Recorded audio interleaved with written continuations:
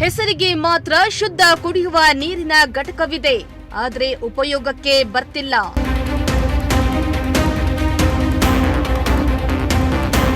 ಘಟಕದ ಉಪಕರಣಗಳು ನಾಪತ್ತೆಯಾಗಿದ್ರೂ ಅಧಿಕಾರಿಗಳು ಮಾತ್ರ ಡೋಂಟ್ ಕೇರ್.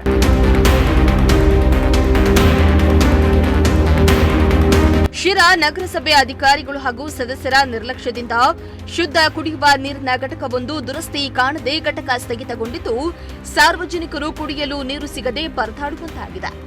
ಇತ್ತ ಕುಡಿಯುವ ಶುದ್ಧ ನೀರಿನ ಘಟಕವನ್ನ ದುರಸ್ತಿ ಮಾಡಲು ಅಧಿಕಾರಿಗಳಿಗೆ ಸಾರ್ವಜನಿಕರು ಮನವಿಯನ್ನ ಮಾಡಿದ್ರೂ ಕ್ಯಾರೆ ಎಂದಿರುವಂತೆ ಅಧಿಕಾರಿಗಳ ನಿರ್ಲಕ್ಷ್ಯದ ವಿರುದ್ಧ ಸಾರ್ವಜನಿಕರು ಆಕ್ರೋಶವನ್ನ ಹೊರಹಾಕಿದ್ದಾರೆ.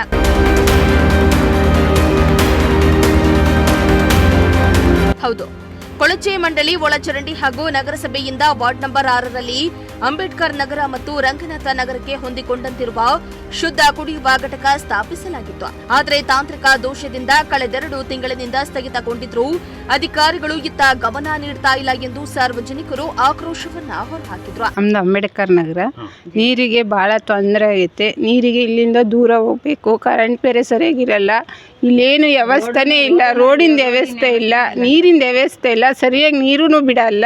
ನಮಗೆ ಭಾಳ ತೊಂದರೆ ಆಗೈತೆ. ಫಿಲ್ಟ್ರ್ ನೀರು ರೆಡಿ ಮಾಡಿಸ್ಕೊಡ್ರಿ.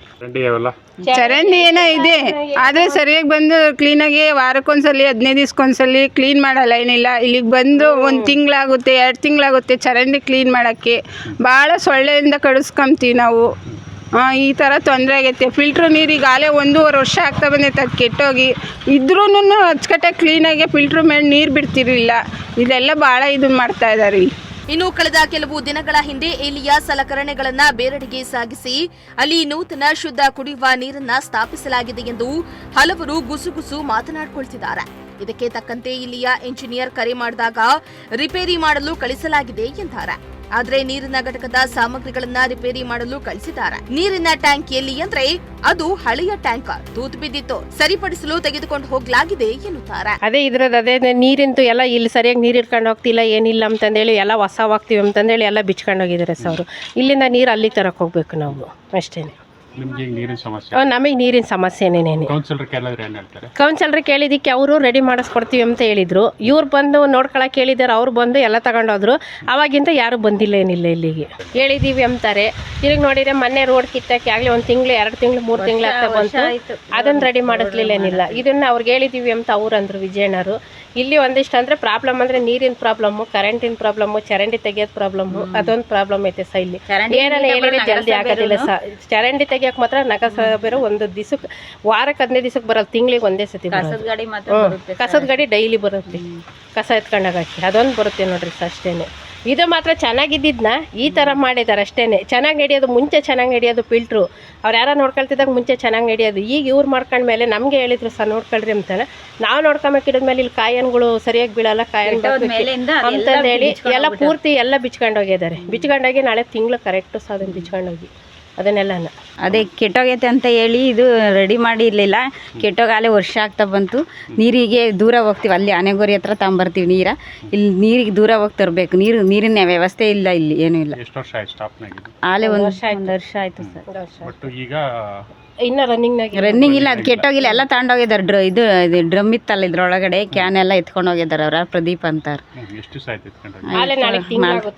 ತಿಂಗಳಾಯ್ತು.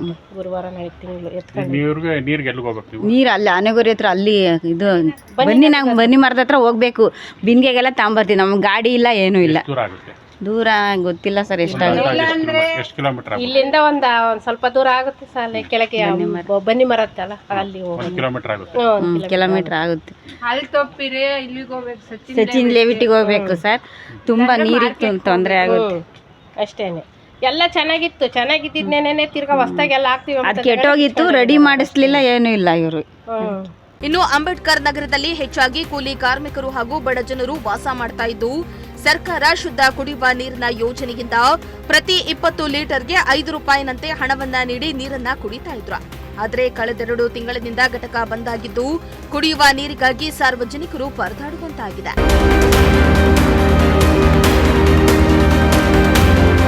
ಒಟ್ಟಾರೆ ಇಲ್ಲಿಯ ಉಪಕರಣಗಳು ರಿಪೇರಿ ನೆಪದಲ್ಲಿ ಎಲ್ಲಿ ಸೇರ್ತಾವೆ ಎನ್ನುವುದು ನಗರಸಭೆ ಆಡಳಿತ ತನಿಖೆ ನಡೆಸಿ ಕ್ರಮವನ್ನ ಕೈಗೊಳ್ಳುವ ಪ್ರಯತ್ನವನ್ನ ನಡೆಸುತ್ತಾ ಎಂದು ಕಾದು ನೋಡಬೇಕಾಗಿದೆ. ಶ್ರೀಮಂತ ಪ್ರಜಾಶಕ್ತಿ ಟಿವಿ, ಶಿರಾ.